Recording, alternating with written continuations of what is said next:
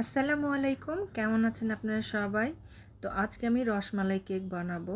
তো আমি কিন্তু প্রফেশনাল কেক বানাই না, তবে ঘরে কিন্তু অনেক সুন্দরভাবে আপনারাও করে নিতে পারবেন। একটু জানা থাকলে কিন্তু এরকম সুন্দর একটা কেক বানিয়ে নিতে পারবেন। তো আমি এখানে 5টা ডিমের কেক তৈরি করব। তো এখানে আমি 5টা ডিম নিয়েছি। তো এখানে কুসুমগুলো আমি আলাদা করে নিচ্ছি আগে। কুসুমটা আলাদা করে নিলে ফর্মটা ভালো হবে আর কেকটা সফট হয় ভালো। এই কারণে আমি কুসুমটা আগে আলাদা করে নিচ্ছি। তো এখানে কুসুমটা আলাদা করে নেওয়ার পর এখানে আমি চিনি দিয়ে দিলাম।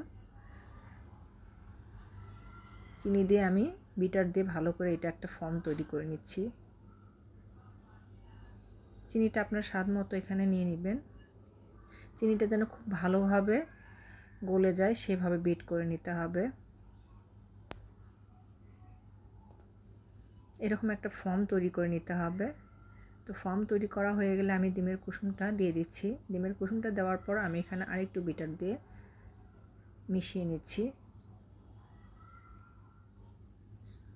তো এখানে মেশানো আমার হয়ে গেছে, প্রায় এরকম ফর্ম হয়ে আসবে যখন, তখন আমার এই বিটারটা আমি এখন উঠিয়ে রাখবো। আর আমি এখানে যে উপকরণগুলো ময়দা দিব, বেকিং পাউডার, বেকিং সোডা, সেটা আমি চালনিতে এরকম ছেঁকে নিব। তো এখানে আমি 2 কাপ ময়দা নিয়েছি, 2 কাপ বেকিং পাউডার নিয়েছি আর হাফ চামচ বেকিং সোডা নিয়েছি। বেকিং পাউডার আর বেকিং সোডা কিন্তু একদম আলাদা। আর সামান্য একটু লবণ নিয়ে আমি সব শুকনো উপকরণগুলো একটু এরকম মিক্সড করে নিচ্ছি। আর এখানে আমি একটু ভ্যানিলা এসেন্স দিয়ে দিলাম। তারপর আমি অল্প অল্প করে দিব আর এটা খুবই আলতো হাতে এভাবে কিন্তু আপনাকে আস্তে আস্তে মিশিয়ে নিতে হবে, তা না হলে ফর্মটা কিন্তু নষ্ট হয়ে যাবে, ফর্ম এরিয়াটা। তো আমি এরকম 2বার এটা ময়দাগুলো এখানে যে সেটা আমি এখানে আস্তে আস্তে দিয়ে এটা ভালোভাবে নাড়াচাড়া করে নিচ্ছি।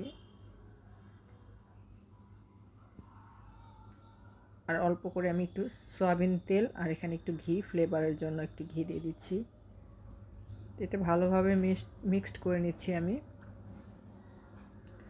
তো মিক্সড করা হয়ে গেলে এরকম একটা বাটিতে একটা কাগজ সেট করে নেবেন। তারপরে একটু তেল ব্রাশ করে নিয়ে আমি এখানে কেকের যে গোলাটা সেটা আমি এখানে ঢেলে দিচ্ছি সবটুকু। আর একটু হালকা এভাবে প্যাচুলার দিয়ে একটু নাড়াচাড়া করে দিবেন। আর এরকম ট্যাপ ট্যাপ করে দিবেন যে ভিতরে যেন বাতাস থাকলে উঠে চলে আসবে। আর আমি 160 ডিগ্রি সেলসিয়াসে 40 মিনিট ব্রেক করে নিয়েছি। তো তারপরে এরকম একদম পারফেক্ট হয়ে গেছে, দেখতেই পাচ্ছেন অনেক সুন্দর একটা পারফেক্ট একটা কেক হয়ে গেছে। খুবই সফট হবে এভাবে কেক তৈরি করলে। একদম 160 ডিগ্রি সেলসিয়াসে আপনি 40 মিনিট সেট করে দিলে মাইক্রোওভেন একদম পারফেক্ট হয়ে যায়। তো আমি কিন্তু কেকটা এটা 3 ভাগে কেটে নিচ্ছি। যেহেতু আমি রসমালাই কেক তৈরি করব, এর ভিতরে যে লেয়ারগুলো হবে, তো আমি এখানে 3টা লেয়ারে কেটে নিচ্ছি।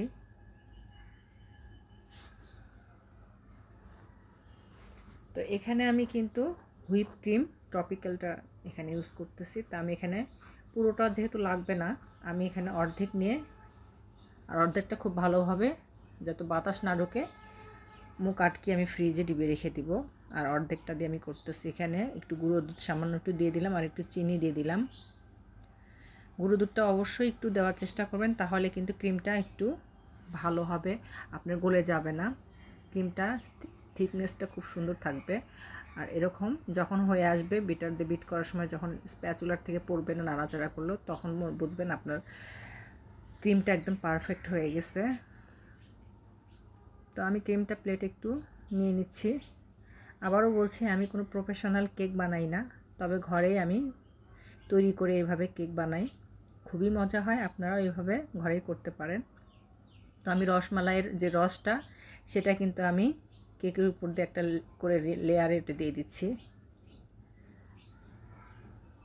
তো এখানে আমি তারপরে ক্রিমটা আমি দিয়ে দিচ্ছি। এখানে ক্রিম দেওয়ার পর এই লেয়ারে যে রসমালাইয়ের যে রসগোল্লাটা সেটা ভেঙে দেওয়ার এখানে দেওয়া হয়নি। এখানে আপনার 3টা লেয়ারে দিয়ে দিবেন। আমি একটা লেয়ারে দেওয়া পড়ছে আর একটাতে শুধু রসটুকু দেওয়া পড়ছে।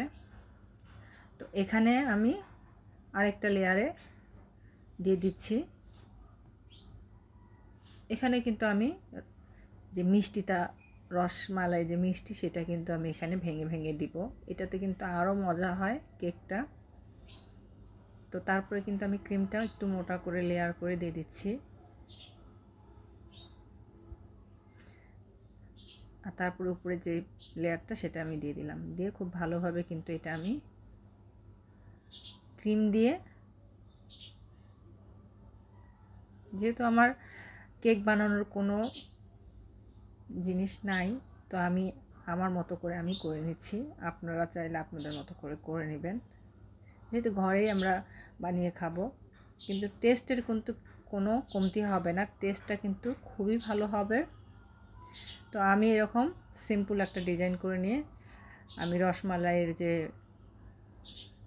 মিষ্টিগুলো সেগুলো একটু গুঁড়া দুধে আমি একটু গড়িয়ে নিয়েছি, তারপরে কিন্তু উপর দিয়ে আমি এরকম ডেকোরেশন করে নিয়েছি।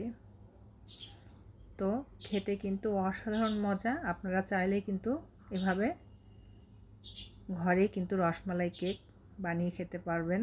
আসলে ভাইরাল রসমালাই কেক দেখতে দেখতে ঘরেই কিন্তু এরকম বানিয়ে খেতে পারবেন। সবসময় ভাইরাল কেক দেখতে দেখতে খেতে ইচ্ছা করলে আপনারাও এরকম ঘরে বসেই বানিয়ে নিতে পারবেন। তো ভালো লাগলে সবাই লাইক, কমেন্ট, শেয়ার করবেন। তো সবাই ভালো থাকবেন, সুস্থ থাকবেন। আল্লাহ হাফেজ।